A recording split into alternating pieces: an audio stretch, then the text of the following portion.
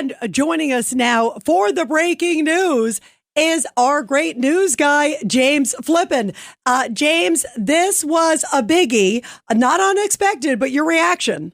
Yeah, well, I mean, look, the polling data held here, which it doesn't always, but in the 16th congressional district, we know it will be a new congressional rep come November because it's not going to be Jamal Bowman, and all the stuff that, Bowman faced throughout his first term in office included stuff that was really kind of forced errors, it would seem, like the pulling of a fire alarm ahead of a key congressional vote and all the angry animus that he kind of generated by being so pro-Palestine and so anti-Israel. It really seems like that hurt him a lot in this race.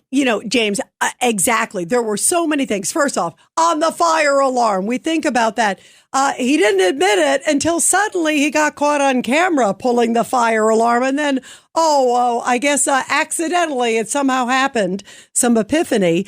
That obviously questioned his credibility. And then it goes to, like you just said, some of these statements have been downright vile, where he has accused Israel of genocide. And then over the weekend, Jamal Bowman was making these horrible statements, swearing.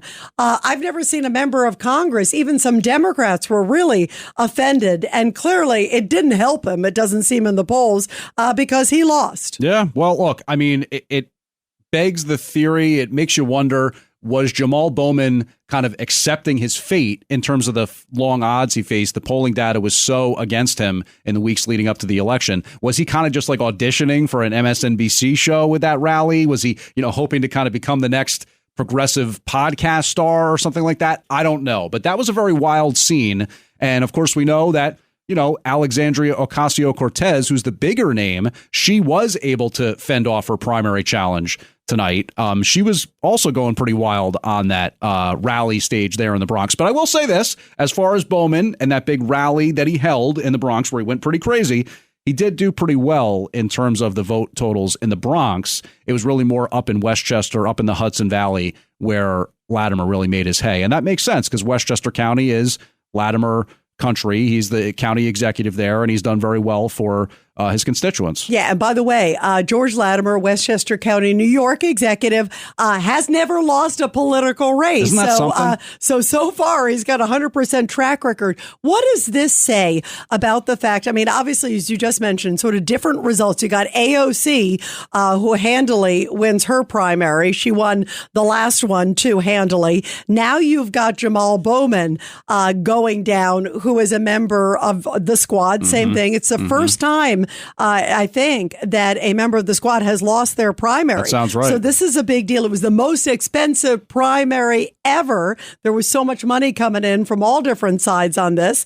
AIPAC, of course, wanted to see him down. There were $15 million put on against him because they were furious. The Jewish lobbying group of some of his rhetoric, as so many Americans were. Is there a message that it sends on this race about the progressives and now leaning more towards, obviously, a more mainstay, a more, certainly less progressive candidate in George Latimer? Well, I mean, I'd like to say that I think that's sort of what's going to result here, or that's the trend line or whatever. But I also think that you pointed out a lot of the really unique characteristics in this 16th congressional district race. For example, Latimer being such a household name, a guy who's won a lot of elections there. Yeah, and by the way, people in New York, because our obviously audience all over the country, people in New York know him quite well. Right. I mean, he's been in the community, very well respected. And to your point, during Westchester County, during COVID, I should say, the Westchester County executive, because it's so close to New York City,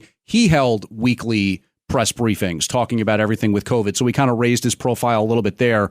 Look, all that money that pours in from AIPAC, that is not, you can't discount that. I mean, you've been around political campaigns and races and stuff like that. A long time. You have that money to spend, it makes a big difference. The other thing, we also saw Jamal Bowman play a bit of the race card, too. I mean, he kept saying, they're coming after me because I'm African American. It seemed like he was sort of trying to throw everything at them. Yeah, like you brought up the point of, at the rally, some of the swear words, this, that. It seemed like he really knew he was on a bit of a thread and kind of trying to throw anything at him. What do you predict an MSNBC role next, James Flippin, for him? I would not be surprised to see Bowman pop up in some format in this media game. But yeah, look, I think that if nothing else, it goes to show you that maybe there was a level to which Bowman just didn't really have a brand. He kind of had a bunch of causes that he was affiliated with. A woman like AOC clearly has that brand. Maybe that's where her political futures are a little bit stronger